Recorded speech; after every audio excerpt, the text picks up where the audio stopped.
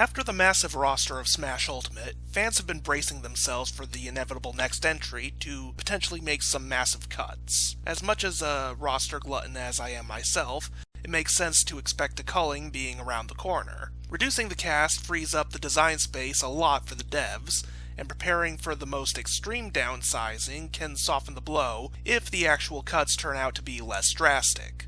That said, with all the theoretical trimming going around the web, there's one character that nobody seems willing to put on the chopping block. If the cuts were to go as far as possible, and just one singular veteran were to return, everyone has this unspoken agreement on who that would be.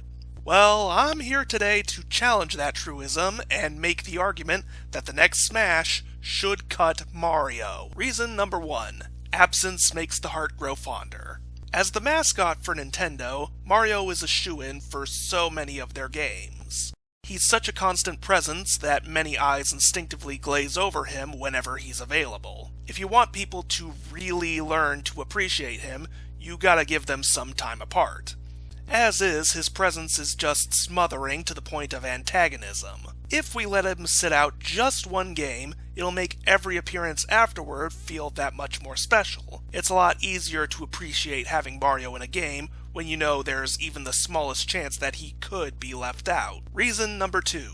He's lost his way. Mario's function in Smash is the resident Shoto clone. He has the classic Ryu toolset, and he makes sense as the foundational character for what was originally a highly experimental fighting game. However, not only do we now have the original Shotos in Smash, but Mario's moveset has drifted away from that blueprint. And specifically in Brawl, his approach tool was replaced with the Flood. Not only is the game that this was all done to promote now 23 years old, but this is the single most technical special move in the game where Mario is supposed to be the simple, beginner-friendly character. It doesn't do damage, it doesn't extend combos, it doesn't improve your survivability, it doesn't do anything you'd want in a pick-up-and-play session. The sole purpose of the Flood is to help secure kills on opponents you've already put off stage. While it does have applications in high-level play, building a part of Mario's kit specifically for that tier of competition really goes against his role on the roster. If he's not filling that role anymore, then what is he even doing here?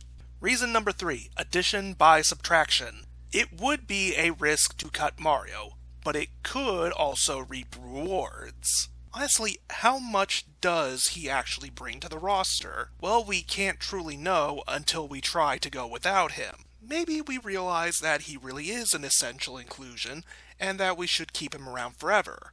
Conversely, we could discover that he's actually not important at all.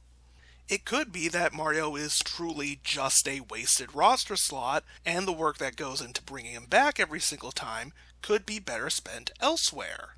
A willingness to stray from tradition could result in even more valuable additions to the cast being made. And finally, reason number 4, it'd be really funny. Okay, so this video is mostly a joke, but only mostly. No, I don't think cutting Mario is actually a good idea, but I do think it's important to challenge truisms like this every now and then. It's easy to take things for granted and lock yourself out of options because you've convinced yourself that they aren't options. Take the time to actually measure the pros and cons rather than just accepting things as they are. Seriously though, the next game actually just needs to drop Fox. I mean, do I even need to explain this dude is such bullshit?